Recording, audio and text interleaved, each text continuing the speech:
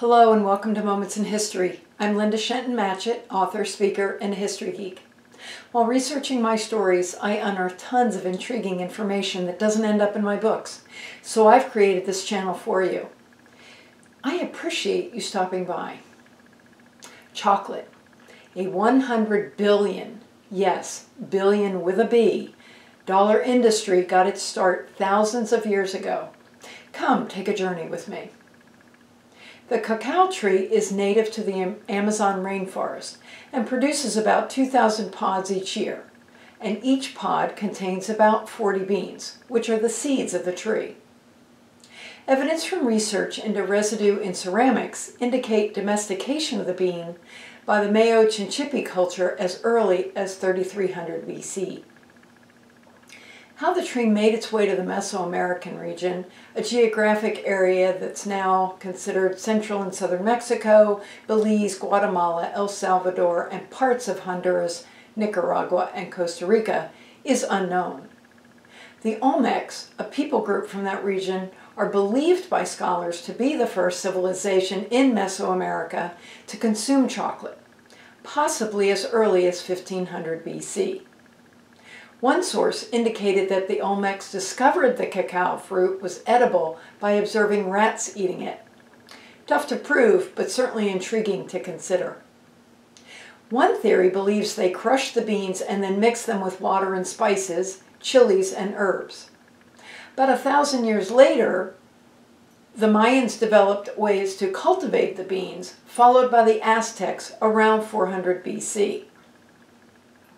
The Mayans had produced writings about the cacao being associated with the gods, and evidence suggests that chocolate was used in official ceremonies, religious rituals, feasts, weddings, and festivals, as well as offerings during funerals. Reportedly, the bean became so valued it was used as a monetary unit and a measuring unit, then later used by the Chimencan people to levy taxes on conquered regions. It is posited that chocolate was only for the elite and not consumed by commoners. The process used by the Mayans to make chocolate was to ferment, dry, and then roast the bean before removing the husk and pounding the nibs into stones on a stone surface that had been built over a fire, and that would turn it into a paste. The paste hardened and was broken into chunks that were mixed with water and other ingredients. When being heated, a fat, called cocoa butter, rose to the top and was then skimmed off. Interestingly, this basic process remained unchanged until the 19th century. After the Mayan Empire collapsed around 900 AD, control over the cocoa-producing regions became a source of conflict between the Toltecs, a pre-Hispanic civilization that came into power around this time, and other rival tribes. The Toltec did gain control and operated a trade network that they exchanged cacao for turquoise. As people migrated through Mesoamerica, cocoa production and consumption advanced, but seems, again, to have remained only with the upper classes.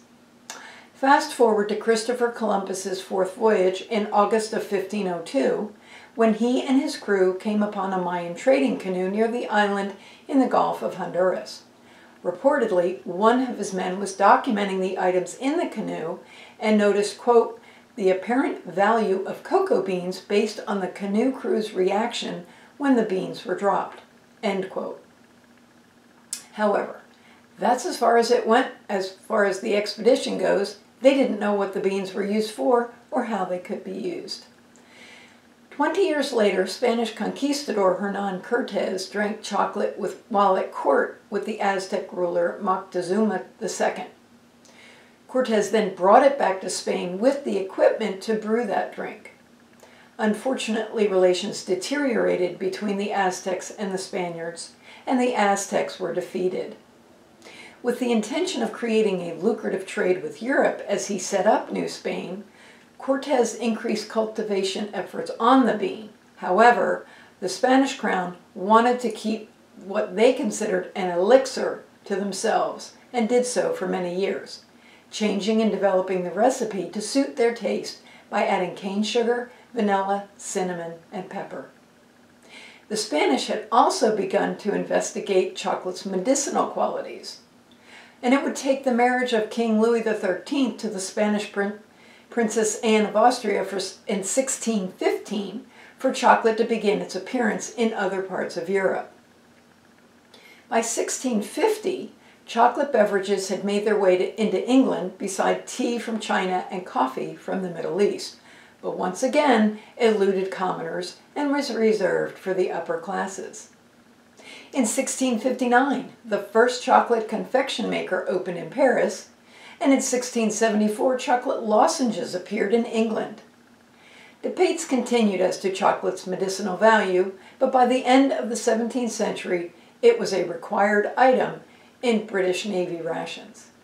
At some point, chocolate made its way to Italy, where by 1720, Italian chocolate makers were receiving prizes for the quality of their product. In England, apothecary Walter Churchman received a patent in 1729 for a water engine that powered cocoa milling. By this time, France was mainly consuming chocolate as confectionaries and desserts. Chocolatier Lombard was founded in 1760 and claimed to have been the first chocolate company in France. Finally, in 1765, chocolate made its way to North America. The first chocolate factory in Switzerland was founded by Francois Louis Callier, and he produced a more bitter chocolate than is popular now. Enter the Dutch, when in 1828, Conrad Johannes van Houten received a patent for the manufacturing process for making Dutch cocoa, still used today. The milling process removed cacao butter from chocolate liqueur that created a cake, which was then ground into a powder.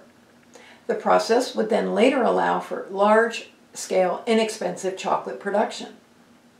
2 years later, chocolate bars could be found in England. At the same time, the Swiss began to produce milk chocolate, developed by Henri Nestle. Recognize that name?